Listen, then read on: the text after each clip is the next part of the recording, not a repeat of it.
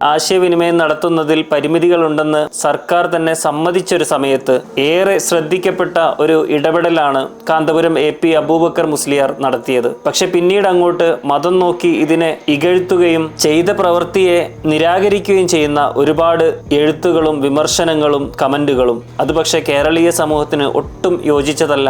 മാത്രമല്ല നമ്മുടെ സമാധാന ജീവിതത്തിന് ഇതൊരു വലിയ കളങ്കമാവുകയും ചെയ്യും. നമ്മൾ നോക്കുക, കാസ എന്ന് പറയുന്ന ഒരു സംഘടന 2024 സൗദി ജയിലിൽ കഴിയുന്ന അബ്ദുറഹീമിന് വേണ്ടി കോടിക്കണക്കിന് രൂപ പിരിച്ചെടുത്തപ്പോൾ അതേസമയം നിമിഷപ്രിയയ്ക്ക് വേണ്ടി എന്തുകൊണ്ടിത് നടക്കുന്നില്ല, മലയാളികൾ ഏറ്റെടുക്കുന്നില്ല, നിമിഷപ്രിയയ്ക്ക് വേണ്ടി വാദിച്ച ഒരു സംഘടനയാണ് കാസ. അവര് നേരെ നിലപാട് മാറ്റുകയാണ്.